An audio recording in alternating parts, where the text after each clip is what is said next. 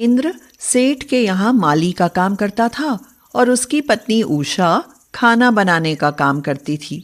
उषा सेठानी की पसंद का खाना बनाती थी और उसके हाथ का बनाया खाना सभी को बहुत पसंद आता था। इसीलिए सेठानी उषा से बहुत खुश रहती थी। सुनो उषा, आज घर में कुछ मेहमान आ रहे हैं, इसीलिए खाना ऐसा बनाना कि सब उंगलियां चाटते रह जाएं। हाँ, आप चिंता न करें मालकिन, मैं ऐसा ही खाना बनाऊंगी। देखना सब कैसे उंगलियां चाटते रह जाते हैं। शाबाश, मुझे तुमसे यही उम्मीद है उषा। उषा और महेंद्र दोनों अपने अपने काम को बड़ी ही जिम्मेदारी से करते थे। उषा सुबह स्नान करके समय से कोठी पर पहुंच जाती और रसोई के काम में लग जाती। उधर महेंद्र भी समय से अपने काम पर पहुंच जाता था। महेंद्र अपने काम में कभी जरा सी भी लापरवाही नहीं करता था। उसने अपनी मेहनत से सेठ के बगीचे को बहुत ही सुंदर बना दिया था, इसीलिए सेठ उसकी तारीफ करते नहीं थकता था। भाई वाह महेंद्र, तुम तो बगीचे का बड़े अच्छे से ध्यान रखते हो। देखो तो सब पेड़ पौधे कैसे सुंदर लग रहे हैं। मालिक, मैं इनका खुद से ज्यादा ख्याल रखता हूँ। अपनी जिम्मेदारी अच्छे से निभा रहा हूँ। हाँ, वो तो दिख ही रहा है महेंद्र। हम तुम्हारी इसी खूबी को बहुत पसंद करते हैं। सब कुछ ठीक ठाक चल रहा था कि तभी महेंद्र के जीवन का बुरा समय शुरू हो जाता है। एक दिन उषा महेंद्र से कहती है, सुनो, बीनू के स्कूल के जूते फट गए हैं, आप उसको बाजार से नए जूते दिला देना। ठीक है, मैं दिला लाऊंगा। तुम आराम से अपने काम पर जाओ। उस दिन महेंद्र बीनू को जूते पहनाने के लिए घर से बाजार जाता है तो रास्ते में ही एक सड़क हादसे का शिकार बन जाता है। लहू लुहान महेंद्र को सड़क पर तड़पता देख उसकी बेटी बीनू बहुत घबरा जाती है और मदद के लिए चिल्लाने लगती है। कोई हमारी मदद करो, मेरे पिताजी को अस्पताल ले चलो, मेरे पिताजी को बचा लो, भगवान आपका भला करेंगे, हमारी मदद करो। बीनू के इस तरह चिल्लाते देख कुछ रहम दिल इंसान महेंद्र की मदद के लिए आगे आ जाते हैं और फिर उसकी आंखें अस्पताल में ही खुलती हैं। उषा, मेरा एक हाथ कट गया, अब मैं काम कैसे कर पाऊंगा। आपकी जान बच गई, हमारे लिए यही सौभाग्य की बात है। एक हाथ जाने से जीवन तो न चला जाएगा, जीवन तो एक हाथ के बिना भी जिया जा सकता है ना। हाँ, ये भी सच है उषा। कुछ दिन बाद महेंद्र अस्पताल से घर आ जाता है और फिर सेठ के यहाँ माली के काम पर जाने लगता है। मगर एक हाथ होने के कारण वह अपना काम अच्छे से नहीं कर पाता, इसीलिए बगीचे की देखरेख ठीक से नहीं हो पाती और कुछ ही दिनों में बगीचे की सारी सुंदरता बिगड़ जाती है। यह देख सेठ को उस पर बहुत गुस्सा आता है। सेठ बगीचे के लिए एक दूसरा माली रख लेता है और कहता है, महेंद्र, कल से तुम काम पर मत आना। कल से माली का काम ये गोपी संभालेगा। पर मेरा क्या होगा सेठ? आप मुझे नौकरी से निकाल देंगे तो मेरा परिवार तो भूखा ही मर जाएगा। अरे, जब तुमसे काम ही नहीं हो पा रहा है तो मैं क्या कर सकता हूँ भाई। अब तुमसे काम ना हो पाएगा, इसलिए कल से अपने घर पर ही आराम करना, समझे? यह कहकर सेठ महेंद्र को नौकरी से निकाल देता है। उस दिन के बाद महेंद्र घर पर ही रहता है, मगर उषा सेठ के यहाँ खाना बनाने का काम करती रहती है।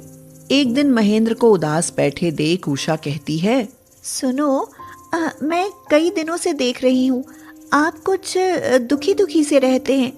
आज तो और भी उदास हो, आखिर क्या बात है जी? उषा, सेठ ने मुझे नौकरी से निकाल दिया। तो क्या हुआ? मुझे तो नहीं निकाला ना, मैं तो काम कर ही रही हूँ ना। पर क्या तुम्हारी अकेली कमाई से घर चल पाएगा? न चल पाएगा तो मिलजुल कर चला लेंगे, पर आप दुखी मत होइए। किसी ने सच ही कहा कि भगवान जब किसी की परीक्षा लेने पर उतर आते हैं तो उस पर दुखों के पहाड़ टूटने लगते हैं। उषा के साथ भी यही होता है। एक दिन वह सेठ की रसोई में खाना बना रही थी कि अचानक ही रसोई में आग लग जाती है। हालांकि नौकर समय रहते आग को बुझा देते हैं, मगर सेठानी का पारा 7वें आसमान पर चढ़ जाता है। वह इस हादसे की जिम्मेदार उषा को समझते हुए कहती हैं, रसोई में आग जरूर तुम्हारी किसी लापरवाही के कारण लगी। तुम्हारा दिमाग तो ठीक रहता नहीं है और आ जाती हो काम करने। मैं सच बोलती हूँ मालकिन, आग मेरी गलती से नहीं लगी। तू क्या समझती है, तेरे झूठ को मैं सच मान लूंगी? ये ले अपनी आज तक की पगार और मेरे घर से दफा हो। मालकिन रहम कीजिए, मुझे नौकरी से मत निकालिए। तेरे जैसी खाना बनाने वाली नौकरानियों का अकाल थोड़ी ना पड़ गया है जो मैं तुझ पर रहम करूं। चल निकल जा मेरे घर से, निकल। इस तरह उषा की नौकरी भी छूट जाती है। घर में आमदनी बिल्कुल ही बंद हो जाने से महेंद्र और उषा दोनों को घर चलाने की चिंता सताने लगती है। उषा, मैं ही कोई मजदूरी ढूंढ लेता हूँ। आखिर कब तक घर पर बैठा रहूंगा? अभी आपको कुछ दिन आराम करना है, इसलिए आप घर पर ही रहिए। मैं ही कोई दूसरा काम ढूंढ लेती हूँ। एक दिन उषा काम ढूंढने के लिए जाती है तो उसकी एक पुरानी सहेली आशा मिल जाती है। उषा अपनी सहेली को अपनी परेशानी बताती है। उसकी परेशानी सुनकर आशा कहती है, देख बहन उषा, मैं तुझे नौकरी तो दिला नहीं सकती, पर हाँ तेरी 20,000 की आमदनी जरूर करा सकती हूँ। वह कैसे बहन? वह ऐसे कि हमारे मोहल्ले में एक पाक कला प्रतियोगिता होने वाली है। उसमें तरह तरह के स्वादिष्ट पकवान बनाने का मुकाबला होगा।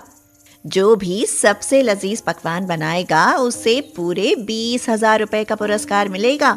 मैं तो कहती हूँ कि तुम इस प्रतियोगिता में अवश्य भाग लो, तुम्हारा भाग्य बन जाएगा। अगर मुझे पुरस्कार ना मिला तो बहन? अरे मुझे पता है कि तू बहुत बढ़िया खाना बना लेती है, कोशिश तो करके देख। तो ठीक है, मैं इस प्रतियोगिता में जरूर भाग लूंगी। उषा के यह कहने पर आशा उसका नाम प्रतियोगिता में लिखवा देती है और उषा घर जाकर इस बारे में महेंद्र और बीनू को बताती है। माँ, तुम मैगी से कुछ ऐसा बनाओ कि लोग उंगलियां चाटते रह जाएं। बीनू ठीक कहती है उषा, तुम मैगी से ही कोई लजीज पकवान बनाओ। उषा को उनकी सलाह पसंद आ जाती है और वह खूब सोच समझकर मैगी के पकौड़े बनाने का फैसला करती है। माँ, तुम मैगी से यह क्या बना रही हो? मैगी के पकौड़े बना रही हूँ, तुम खाकर तो बताओ कैसे बने हैं। यह कहकर उषा, बीनू और महेंद्र दोनों को मैगी के पकौड़े खाने को देती है। वे दोनों पकौड़े चखकर देखते हैं तो सच में ही खुशी से झूम उठते हैं। अरे वाह, क्या स्वादिष्ट पकौड़े बने हैं। सच में बड़े लाजवाब पकौड़े हैं। पिताजी सही कहते हैं माँ, ये मैगी के पकौड़े तो बहुत ही अच्छे बने हैं।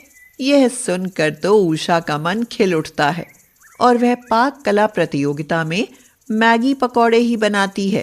फिर क्या था, उसके बनाए मैगी के पकौड़े सबको पसंद आते हैं और 20,000 का पहला पुरस्कार उसे ही मिलता है। आपने सचमुच बड़े लाजवाब मैगी पकौड़े बनाए। ये लीजिए 20,000 का नकद पुरस्कार। धन्यवाद साहब। अपनी यह कामयाबी देख उषा की खुशी का ठिकाना नहीं रहता। उसके मन में कुछ नया करने की उमंग हिलोरे मारने लगती है और वह बीनू और महेंद्र से कहती है, अब तो हमारे पास पैसे आ गए हैं, क्यों ना मैं मैगी पकौड़े बनाकर बेचने का काम कर लूं? तुमने बिल्कुल सही सोचा है उषा, तुम इस काम में अवश्य कामयाब हो सकती हो। माँ, तुम मैगी पकौड़े का काम ही करो, इससे मुझे रोज रोज मैगी पकौड़े तो खाने को मिलते ही रहेंगे ना। महेंद्र और बीनू के कहने पर उषा मैगी पकौड़े का काम करने लगती है और फिर कुछ ही दिनों में उसका काम अच्छा चलने लगता है। उषा का काम जैसे ही अच्छा चलने लगता है, महेंद्र भी उसी के साथ काम करने लगता है और उनका परिवार एक खुशहाल परिवार बन जाता है।